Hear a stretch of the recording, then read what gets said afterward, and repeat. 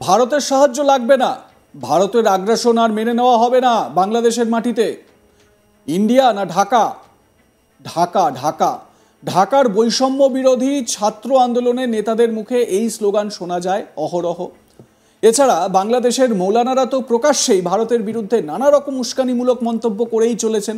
ভাবটা এমন যে কোনোভাবেই আর ভারতের সাহায্য লাগবে না বাংলাদেশিদের, সব দিক দিয়েই তারা স্বয়ং সম্পূর্ণ হয়ে গিয়েছে। কিন্তু এত বিরোধিতা সত্ত্বেও ভারত কিন্তু এখনও ধীরে চলো নীতি বজায় রেখেছে। গোটা বিষয়টির উপর সতর্ক দৃষ্টি রেখেছে বিদেশ মন্ত্রক। একই সঙ্গে প্রতিবেশী দেশটির উপর কর্তব্য থেকে বিচ্যুত হয়নি তারা। সম্প্রতি বাংলাদেশে ইন্ডিয়ান পেঁয়াজ ভর্তি বেশ কয়েকটি ট্রাক ঢুকেছে।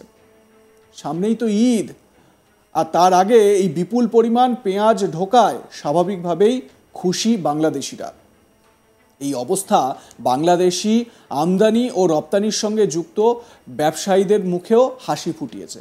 জানা গিয়েছে বাংলাদেশের বাংলাবান্ধা স্থলবন্দর দিয়েই এই টন টন পেঁয়াজ ভর্তি ট্রাক ঢুকেছে বাংলাদেশে। মূলত এই স্থলবন্দর দিয়েই ভারত, নেপাল ও ভুটানের সঙ্গে সড়ক পথে আমদানি রপ্তানি হয় বাংলাদেশে। পঞ্চগড়ের বাংলাবান্ধা এই স্থলবন্দর দিয়ে সবথেকে বেশি পাথর আমদানি করা হয়ে থাকে। প্রসঙ্গত 2024 নভেম্বর থেকে ডিসেম্বর পর্যন্ত দুটি চালানে মোট 200 মেট্রিক টন আতপ চাল আমদানি করা হয় ভারত থেকে। এবার ভারত থেকে এলো ট্রাক ট্রাক পেঁয়াজ। ভারত থেকে এই বিপুল পরিমাণ পেঁয়াজ আসার বিষয়টি নিশ্চিত করেছেন বাংলাদেশের বাংলাবান্ধা ল্যান্ড পোর্ট লিমিটেডের ম্যানেজার আবুল কালাম আজাদ। তাহলে বিষয়টি কি দাঁড়ালো?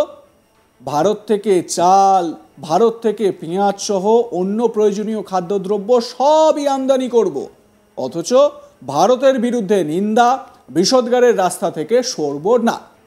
এই নীতি নিয়েই কিন্তু চলছে ইউনূসের নেতৃত্বে বাংলাদেশের অন্তর্বর্তী সরকার। সূত্রের খবর, 2024 10 ডিসেম্বর ভারত থেকে এই বাংলাবান্ধা বন্দরে 30 মেট্রিক টন পেঁয়াজ আমদানি করেছে মেসার্স বিসমিল্লাহ বাণিজ্যালয় নামে একটি আমদানিকারক প্রতিষ্ঠান। এর আগে এই প্রতিষ্ঠানটি 7 ডিসেম্বর 30 মেট্রিক টন, 3রা December 30 metric ton, 27 November 30 metric ton, 20 November 30 metric ton ও 18 নভেম্বর 30 মেট্রিক টন পেঁয়াজ আমদানি করেছে। বাংলাদেশের বাংলাবান্ধা ল্যান্ডপোর্ট লিমিটেডের ম্যানেজার আবুল কালাম আজাদ জানান, বন্দরটিতে পাথর আমদানির পাশাপাশি আতপ চাল আমদানি করা হচ্ছে। এর মাঝে প্রয়োজনের ক্ষেত্রে মাঝে মধ্যে পেঁয়াজও আমদানি করা হচ্ছে। এছাড়া প্রয়োজনে বন্দরটি দিয়ে মুসুর ডাল, গম, ভুট্টা, চিরতা, হাজমোলা, যন্ত্রপাতি, প্লাস্টিক দানা, রেল লাইনের স্লিপার, খৈল, আদা, চিটাগুড় আমদানি করা হয়। বাপরে বাপ, কত কি! অন্যদিকে বাংলাদেশ থেকে ভারত ও নেপালে পাট, ওষুধ, প্রাণ ও ওয়ালটনের পণ্য, জুস, মোটরসাইকেল ও ব্যাটারি সহ নানা ধরনের পণ্য রপ্তানি হচ্ছে। ফলে রাজনৈতিক অচলাবস্থা যাই হোক না কেন, বন্দরে যাতে রাজস্ব হানি না হয় সে ব্যাপারে কিন্তু অবস্থান স্পষ্ট ইউনূস প্রশাসনের। সত্যি নোবেল প্রাপ্তই বটে আপনি।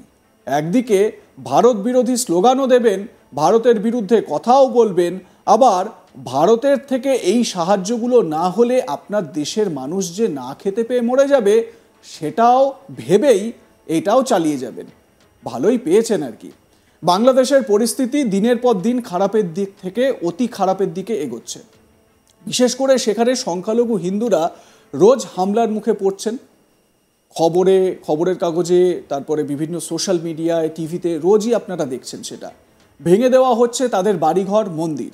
আর সেখান থেকে বাঁচতে তারা সীমান্তের কাঁটাতার পেরিয়ে ভারতে চলে আসছে বা আসার জন্য তারা তদবির করছে। তারা হয়তো ভুলতে বসেছে 71-এর মুক্তিযুদ্ধে ভারতের জন্যই আজ তারা স্বাধীন দেশে বসবাস করছে। ভারতের জন্যই আজ তাদের এত হম্বিতম্বি। ভারতের জন্যই দুমুঠো খেয়ে পড়ে বেঁচে আছে বাংলাদেশের মানুষ।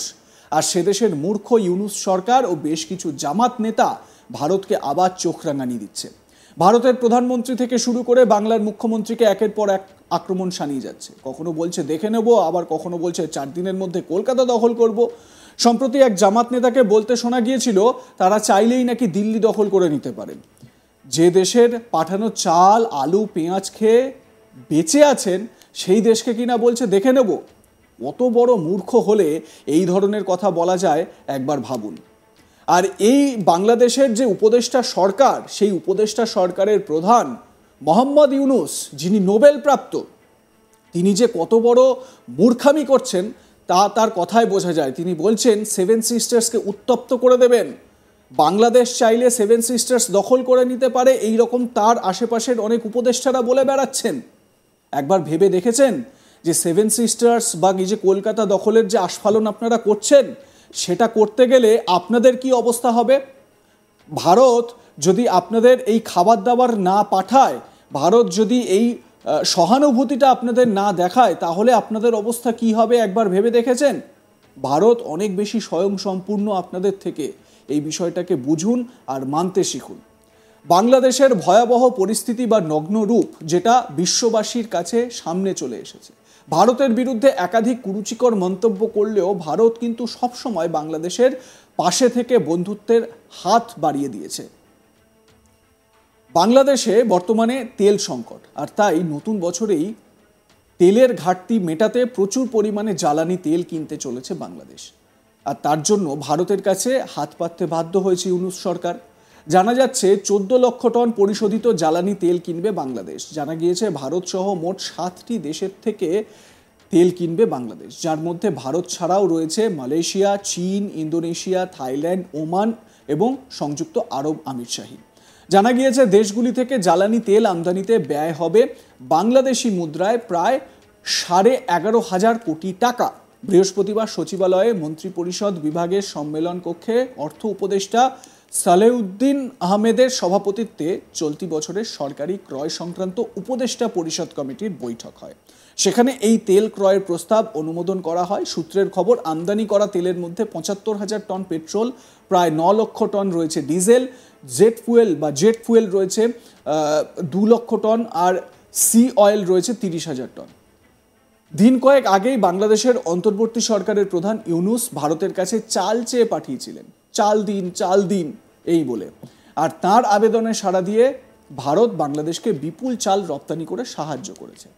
ভারতের একটি পণ্যবাহী জাহাজ চাল নিয়ে চট্টগ্রাম বন্দরে যায়। 24,690 টন চাল বাংলাদেশকে পাঠিয়েছে ভারত। সোশ্যাল মিডিয়াতেও অনেক বাংলাদেশি ভারতীয় পণ্য বয়কটের ডাক দিয়েছে। আপনাদের স্মরণে থাকবে বিএনপির নেতা রুহুল কবির রিজভী, তিনি তো নিজের বউয়ের একটি ভারতীয় শাড়ি, সেই শাড়িতে আগুন জ্বালিয়ে বললেন যে ভারতীয় পণ্য বয়কট করতে হবে। এবারে খুব স্বাভাবিকভাবেই ভেবে দেখুন, বাংলাদেশ এই স্ট্যান্ডও নিচ্ছে, মানে বাংলাদেশের নেতা নেত্রীরা তারা এরকমও করছে, আবার ভারতের থেকে সাহায্যও চেয়ে পাঠাচ্ছে। সত্যি বড়ই বিচিত্র এই দেশ। আপনাদের কি মনে হয় জানাতে ভুলবেন না। দেখতে থাকুন আজ তাক বাংলার ইউটিউব চ্যানেল, সাবস্ক্রাইব করুন চ্যানেলটি যদি এখনো না করে থাকেন, অবশ্যই আমাদের হোয়াটসঅ্যাপ চ্যানেল ফলো করুন।